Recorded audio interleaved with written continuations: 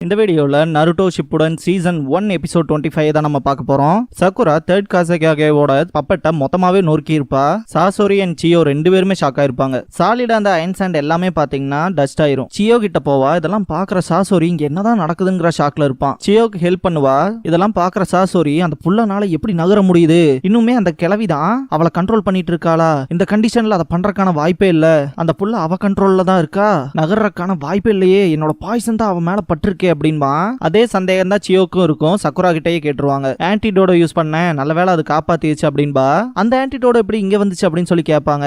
Sand வில்லேஜ்ல காங்க்ரோக்கு பண்ணும்போது sand வில்லேஜ்ல பாத்தீங்கன்னா அந்த மெடிக்கல் ஹெர்ப்ஸ்ல இவ்ளோ இருக்குன்னு எனக்கு தெரியாது, இவ்ளோ ஹெர்ப்ஸ் வச்சிருக்கீங்களான்னு சொல்லிட்டு அங்க இருக்க மெடிக்கல் கப்ஸ் கிட்ட பேசும்போது, என்னதான் சொன்னாலும் இந்த மாதிரியான லொகேஷன்ல இந்த மெடிசினல் ஹெர்ப்ஸ் எல்லாம் வளர்த்துறது கஷ்டம் தான், ஸ்கர்வி கிராஸ் பர்டிகுலரா எங்க கிட்ட கம்மியா தான் இருக்கு அப்படின்னு சொல்லவும், சக்குரா இருந்துட்டு எனக்கு இதுவே போதுமானது தான், இதை வச்சு மொத்தம் 3 ஆன்டிடோட் டோசஸ் நான் கிரியேட் பண்ணிக்குவேன் அப்படின்னு சொல்லியிருப்பா. என்னால மொத்தம் 3 உருவாக்க முடிஞ்சு, அதுல 1 நான் காங்க்ரோக்கு கொடுத்தேன் அப்படின்னு சொல்லவும், காங்க்ரோக்கு வந்து அவ மெடிசன் கொடுத்துட்டு நீ நல்லா ரெஸ்ட் எடுக்கணும், உணர்ச்சி வர வரைக்குமே நீ ரெஸ்ட் எடுத்தாகணும் அப்படின்னு சொல்லிப்பாலே அந்த விஷயத்தை காட்டுவாங்க.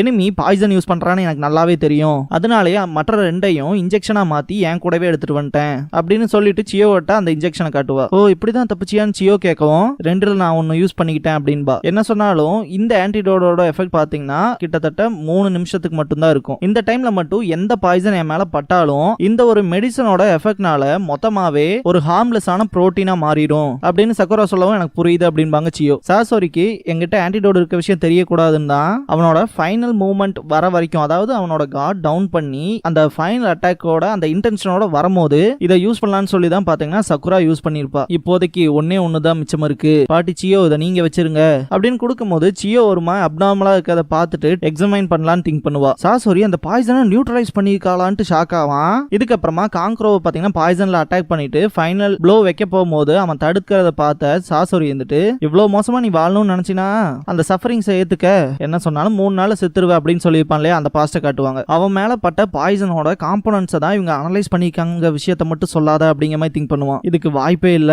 ஈவன் அந்த காம்போனன்ட்ஸ் அவங்க அனலைஸ் பண்ணியிருந்தாலுமே அவ்வளோ ஈஸியா ஒன்னும் ஆன்டிடோட பண்ண முடியாது, ஏன்னா அந்த மாத்து மருந்தோட கலவைங்கிறது ரொம்பவுமே டிஃபிகல்ட்டா இருக்கும், ஒரு சின்ன தப்பும் கூட பண்ண முடியாது, ஈவன் பாய்சனை உருவாக்கின எனக்கே அந்த கலவைக்கான ரேஷியோ சார்ட் தேவைப்படும் அப்படின்னு திங்க் பண்ணிட்டு ரொம்பவுமே கோவப்படுவான். உங்க கையை நான் ஹீல் பண்றேன்ட்டு சக்குரா ட்ரீட் பண்ணுவா. இப்பல இருந்து அந்த பாய்சன் ஒரு 3 நிமிஷத்துக்கு என் மேல எந்த ஒரு அஃபெக்ட்டுமே பண்ணாது, நம்ம அந்த 3 நிமிஷத்தை தான் டிபெண்ட் பண்ணியிருக்கோம் அப்படின்னு சக்குரா சொல்லவும், சரி அப்படின்பாங்க சியோ. இது அந்த கிளவி தான் பண்ணிருக்குமோ, இல்ல ஹிடன் சாண்ட்லயே என் லெவலுக்கு மெடிக்கல் எபிலிட்டி தெரிஞ்சவன் எவனுமே கிடையாது, என்னோட பாய்சனுக்கு அவ்வளவு ஈஸியா ஒன்னும் அந்த கிளவினால இமிடியேட்டா மாத்து மருந்து கிரியேட் பண்ண முடியாது. சக்குரா சியோக்கு ட்ரீட் பண்றத பார்த்த சாசோரி, ஓ இவளும் மெடிக்கல் நிஞ்சா தானா, இவ லீஃப்ல இருந்து வந்தவ தானே, இப்போ லீஃபோட ஹொக்காகே சுனாடே தானே, டாப் நாச் மெடிக்கல் ஷினோபின்னு சொல்லலாம் அப்படின்னு திங்க் பண்ணிட்டு, அப்படின்னா இவ தான் அந்த ஆன்டிடோட செஞ்சிருக்கான்ட்டு காண்டாவான். ஓப்பனிங் சாங் முடிஞ்சதுக்கு அப்புறமா 3 minutes between life and death அப்படிங்கிற இந்த எபிசோடோட டைட்டில் போட்டு ஸ்டார்ட் பண்றாங்க. சியோட லெஃப்ட் ஹேண்ட் பாத்தீங்கன்னா நார்மலா இருக்கும், அது சக்குரா கிட்ட சொல்லுவாங்க. இந்த பாயிண்ட்ல ஆக்சுவலா சக்குரா தான் ரொம்பவுமே எக்ஸாஸ்ட் ஆயிருப்பா. யோசிச்சு பாருங்களேன், ரொம்பவுமே சூப்பர் ஹியூமன் ஸ்ட்ரென்த்தையும் யூஸ் பண்ணிருக்கா, அதே மாதிரி இவங்களோட காயத்தையும் ஹீல் பண்ணிருக்கா அப்படின்னு சியோ திங்க் பண்ணுவாங்க.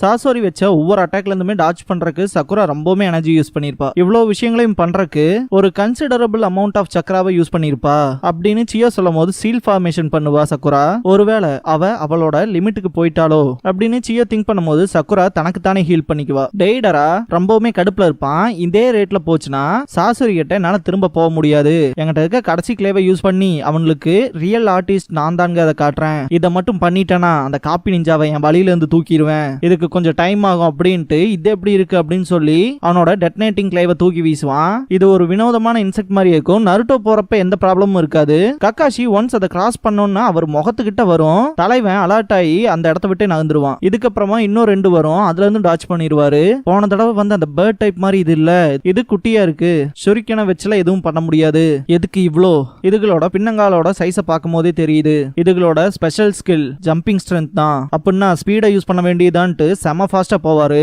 அப்படி இருந்தும் டெட்டனேட் ஆகும். டாச் பண்ணிடுவாரு. மேல வரும்போது இன்னும் நிறைய வந்து டெட்டனேட் ஆகும். இந்த பாயிண்ட்ல ககாஷி பின்னாடி வந்துட்டு நருட்டோவை நிக்க சொல்லுவாரு. நீங்க ரொம்பவுமே ஸ்லோவா இருக்கீங்க ககாஷி சென்சே, நான் முன்னாடி போறேன் அப்படின்னு நருட்டோ கத்தும் போது தேவையில்லாத வேலையதையும் பாத்துறாதேன்னு பாரு ககாஷி, எனக்கு தெரியும்ட்டு போவான். இப்படிப்பட்ட சிச்சுவேஷனை நினைச்சு ரொம்பவுமே கடுப்பாவாரு ககாஷி. சக்குரா பக்கம் காட்டுவாங்க. அவளோட மேஜரான காயத்தோட பிளட் ப்ளீட் ஆகிற இடத்த மட்டும் ஸ்டாப் பண்ணிடுவா. இதுக்கப்புறமா அவகிட்ட இருக்க மிச்ச சக்கரா எல்லாத்தையுமே அட்டாக் பண்றதுக்கு யூஸ் பண்ணலாம்னு திங்க் பண்ணுவா. எனக்கு வெறும் 3 நிமிஷம் தான் இருக்குன்னு தயாராவா. சியோ ஆன்டிடோட எடுத்துட்டு இந்த 3 நிமிஷத்தை விட்டா வேற வாய்ப்பு கிடைக்காதுன்னு திங்க் பண்ணும்போது நீங்க சண்டைக்கு தயாரான்னு சொல்லி சக்குரா கேப்பா. தயாரா தான் இருக்கேன் சக்குரா, இதுக்கு ஒரு முடிவு கொண்டு வருவோம் அப்படின்பாங்க சியோ. ககாஷி அந்த டெட்டனேட்டிங் கிளேக்கு முன்னாடி நின்னுட்டு இது ஒன்னும் முறைச்சு பாக்குற காம்படிஷன் இல்ல, நருட்டோவை இப்படியே தனியா விட்டனா எந்த மொமெண்ட்ல வேணாலும் அவனோட கண்ட்ரோலா அவன் இழக்கிறதுக்கான வாய்ப்பு இருக்கு அப்படின்ட்டு பின்னாடி ஜம்ப் பண்ணும்போது அதுக ஒரு ஈக்குவல் டிஸ்டன்ஸ்லயே ஜம்ப் பண்ணும். நான் ரிட்ரீட் பண்றதுக்கான பிக்ஸ்டான டிஸ்டன்ஸை ஈக்குவலா மெயின்டைன் பண்ணுதுக. அதுக என்ன நருட்டோ கிட்ட இருந்து பிரிக்கிறதுக்கான வேலையை தான் பாக்குது. இதுதான் விஷயம்னா அப்படின்ட்டு பின்னாடி போக ஆரம்பிச்சிருவாரு ககாஷி. அந்த டெட்டனேட்டிங் கிளேவும் பின்னாடியே ஃபாலோ பண்ணிட்டு வருங்க. என்ன கரெக்டா ஃபாலோ பண்ணிட்டே வாங்கிட்டே போவார் ககாஷி. இந்த பாயிண்ட்ல ஆப்போசிட்ல இருக்க ட்ரீல காலை வச்சு உந்துறது மூலமா ஆப்போசிட் சைடுல ஃபோர்ஸ் போகும் இல்லையா, அந்த மாதிரி எஸ்கேப் ஆகிறதுக்கு ட்ரை பண்ணும்போது எல்லா டெட்டனேட்டிங் கிளேவுமே ககாஷி மேல வெடிக்க ஆரம்பிச்சிடும். சவுண்ட் கேட்கவும் நருட்டோ திரும்பி பார்ப்பான். அதுகளே அவன் கதையை முடிச்சுச்சான்ட்டு சிரிப்பான் டெய்டரா. ககாஷி சென்சேவை நினைச்சு கவலைப்படுவான் நருட்டோ. கடைசியா எப்படியோ நீ நானும் மட்டும்தான் அப்படின்னு டெய்டரா சொல்லும் போதெல்லாம் ரொம்பவுமே கடுப்பாவான் நருட்டோ. என்ன கேவலப்படுத்தாத, உன் ஃப்ரெண்டை காமிச்சு கடுப்பேத்துட்டான்ட்டு காராவை காமிப்பான். ரொம்பவுமே ட்ரிகர் ஆவான் நருட்டோ. நீயும் ஜின்சுரிக்கி தானே, அதனால இவன் இப்படி பார்த்தா உன்னோட கூல் ஆட்டிடியூடே போயிரும்ல அப்படிங்கும் போது நருட்டோ அட்டாக் பண்ண போவான். ககாஷி ஸ்டாப் பண்ணிடுவாரு. இதை பார்த்துட்டு நருட்டோ ஷாக் ஆவான். டேடரா நீ செத்துட்டீனே நினைச்சனேடா அப்படின்ட்டு ஒரு கடுப்போட சிரிப்பான். சாரி, அங்க வெடிச்சது நான் ஒண்ணும் கிடையாது அப்படின்னு ககாஷி சொல்லவும் ரியலா அங்க என்ன நடந்துச்சுன்னு காட்டுவாங்க. ககாஷி கீழே போகும்போதே பாத்தீங்கன்னா ஷேடோ குளோனை யூஸ் பண்ணிருப்பாரு. குளோன் தான் ஆக்சுவலா அங்க வெடிச்சிருக்கும். அடுத்த தடவை வேணா நீ விடுற அந்த கிளேக்கு ரியல் ஒன் யாரு குளோன் யாருன்னு கத்துக்கொடு, அதுவுமே அடுத்து வாய்ப்பு கிடைச்சா அப்படின்னு நக்கல் பண்ணுவாரு ககாஷி. டேடரா இங்க இருந்து போறத பார்த்த நருட்டோ அவனை திருப்பி கொடுன்னு கத்துவான். இது உனக்கும் தான் பொருந்தும், கண்டிப்பா காரா நமக்கு கிடைப்பான், முதல்ல அமைதியாடுறா அப்படின்பாரு ககாஷி. தேவையான அளவுக்கு நான் ப்ரிப்பேர் ஆகலைன்னு திரும்பவுமே சாசோரி மேல கோவப்பட போறான். ஆனா சின்ன சின்ன டீடைல்ஸ் திங்க் பண்ணிட்டு பர்ஃபெக்ட்டா ப்ரிப்பேர் பண்றது ஒன்னும் ஏன் ஸ்டைல் இல்லையே. எந்த சிச்சுவேஷனாலும் அதுக்கேற்ற மாதிரி பிளெக்சிபிளா டீல் பண்றது தான் ஒரு ஆர்டிஸ்டா நுட்பமான வளர்ச்சிக்கு லீட் பண்ணும் அப்படின்ட்டு அடுத்து என்ன பண்ணலாம்னு திங்க் பண்ணுவான் டெய்டரா. நருட்டோ கிட்ட ககாஷி இவன மாதிரி எதிரியை நீ பாத்துருக்க மாட்ட, அதுன்னு மட்டும் இல்லாம அவன் long range type, close range battle ஸ்பெஷலைஸா இருக்க ஒன்னமாய் ஆளுகளுக்கு அவன் ஒஸ்ட் மேட்ச் எனிமி அப்படின்பாரு ககாஷி. இந்த மாதிரியான எனிமியை டிஃபீட் பண்றதுக்கு ரெண்டே வழிதான் இருக்கு. ஒன்னு அவனை க்ளோஸ் ரேஞ்ச்ல வர வச்சு சண்டை போட்டு அவனை தோக்கடிக்கணும், இல்லைனா லாங் ரேஞ்ச் யூஸ் பண்ணும், அவன் விளையாட்டுலயே அவனை தோக்கடிக்கணும் அப்படின்னு ககாஷி சொல்லவும் அதை எப்படி பண்றதுன்னு நருட்டோ கேட்பான். எந்த ஸ்ட்ராட்டஜியை சூஸ் பண்றோம்னு இல்ல, உன்னோட யூனிட்ல லாங் ரேஞ்ச் அட்டாக்ஸ்ல ஸ்பெஷலைஸா இருக்க காம்ரேடோ, லாங் ரேஞ்ச் பேட்டில்ஸ்ல யாருனால இந்த டிஸ்டன்ஸ் அளவுக்கான நிஞ்சுட்சுக்கு சப்போர்ட் பண்ண முடியுமோ அவங்கள தான் யூஸ் பண்ணும். இதெல்லாம் இல்லைனா எனிமியை டிஃபீட் பண்ணவே முடியாது, இம்பாசிபிள் அப்படின்ட்டு.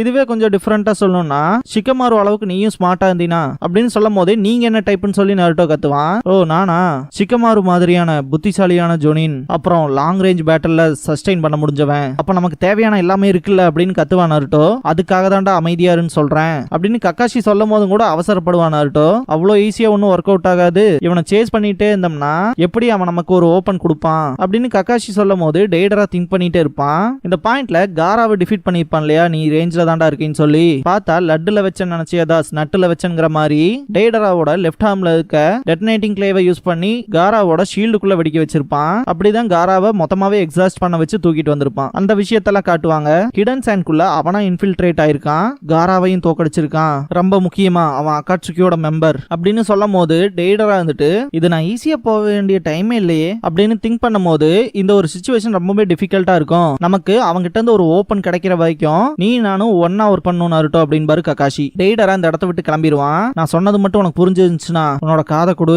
எங்கிட்ட பிளான் இருக்கு அப்படின்பாரு ககாஷி. சாசோரி கூட ஃபைட் பண்றதுக்கு சக்குரான்ச்சியோ தயாராவாங்க. சக்குராவை ரொம்பவுமே இம்ப்ரெசிவா இருக்கான்னு சொல்லி சாசோரி ஏத்துக்குவான். தேர்ட் காசேகாகேவை மொத்தமா டிஸ்ட்ராய் பண்ணுவான்னு யாரு கனவு கண்டா, மற்ற ஹியூமன் பப்பட்ஸ் எல்லாம் யூஸ் பண்றது யூஸ்லெஸ் தான் அப்படின்ட்டு அவனோட ட்ரெஸ்ஸை ரிமூவ் பண்ணுவான். அகாட்சுகில ஜாயின் ஆனதுல இருந்து இப்ப வரைக்கும் நான் இதை யூஸ் பண்ணதே இல்ல, அது எப்பையில இருந்துன்னு எனக்கு தெரியல அப்படின்பான். சாசோரி உடம்ப பார்த்த சக்குராலாம் ரொம்ப ஷாக் ஆவா. என்னை விட்டு போகும்போது என்ன வயசுல இருந்தானோ அதே மாதிரி இவன் லுக் இருக்கிறதுக்கான காரணம் அவன் மூஞ்சியை பார்த்தாலே தெரியுது அப்படின்பாங்க சியோ. ஸ்கார்பியன்கிற சீல் பாத்தீங்கன்னா அவனோட செஸ்ட்ல ஒட்டி இருக்கும். தன்னை தானே ஒரு முழு பப்பட்டா மாத்தி வச்சிருப்பான் சாசோரி. இவன் தன்னை தானே ஒரு ஹியூமன் பப்பட்டா மாத்திருக்கான்னு சக்குரா ஷாக்ல பாப்பா. இதுக்கப்புறமா நருட்டோ அண்ட் கக்காஷி டெய்டராவை சேஸ் பண்ற சீனை காட்டுவாங்க. புரிஞ்சுதான்னு கேட்பாரு கக்காஷி. புரிஞ்சு அப்படின்பா நருட்டோ. ஆரம்பிக்கலாமா அப்படின்ட்டு கக்காஷி சீல் ஃபார்ம் பண்ணிட்டு கண்ண மூடுவாரு. இதை பார்த்துட்டு டெய்டரா ஷாக் ஆவான். சக்குரா இவனோட என்டையர் பாடியுமே பப்பட்னா அவனோட உடம்புக்குள்ள இருக்க எல்லா ஹிடன் வெப்பன்ஸ்லயுமே பாய்சன் இருக்கும் அப்படின்னு சக்குரா திங்க் பண்ணும்போது இதுல ஏதோ விஷயம் சரியில்லைங்க மாதிரி சாசோரி திங்க் பண்ணுவான். அந்த ஆன்டிடோட் ஷாட் கொடுத்து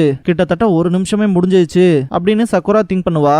நீங்க என் கதையை முடிக்க போறதா இல்லையா அப்படின்னு சாசோரி கத்துவான். நீங்க இப்ப என்ன அட்டாக் பண்ண போறதா இல்லைனா அப்படின்ட்டு சாசோரி அட்டாக் பண்ண தயாராவான். இந்த ஆன்டிடோடோட எஃபெக்ட் வெறும் 2 நிமிஷத்துக்கு தான் இருக்க போகுதுன்னு திங்க் பண்ணுவா சக்குரா. இந்த மாதிரியான டைம்ல எனக்கு தேவையில்லாம் இது க்ளோஸ் ரேஞ்ச் பேட்டலா மாறணும், அப்பதான் அவன் கதையை முடிக்க முடியும் அப்படின்னு சக்குரா திங்க் பண்ணுவா. அப்படின்னா ஃபர்ஸ்ட் மூவர் நான் பண்றேன் அப்படின்ட்டு ஃபிளேம்ஸ் யூஸ் பண்ணுவான் சாசோரி. 2 பேருமே டாச் பண்ணிடுவாங்க. ஒளிய அதெல்லாம் என்கிட்ட வேலைக்கே ஆகாதுன்ட்டு திரும்ப அட்டாக் பண்ணுவான். இப்ப என்ன பண்ண போறீங்க அப்படின்பா சாசோரி.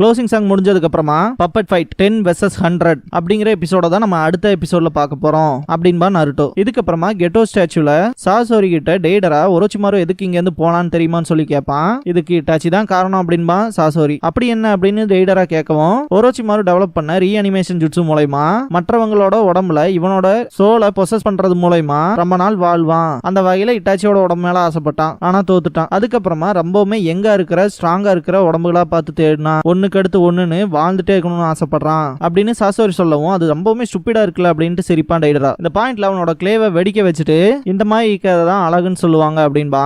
ஒரு செகண்ட்ல போறதெல்லாம் பியூட்டின்னு சொல்லுவாங்களா அப்படின்பா சாசோரி. அவனோட பப்பட்குள்ள போயிட்டு வாழ்நாள் முழுக்க எட்டர்னலா இருக்கிறதாண்டா பியூட்டி அப்படின்ட்டு சாசோரி சொல்லும் போது பப்பட்குள்ள இருப்பான். இதோட இந்த எபிசோட் முடியுது.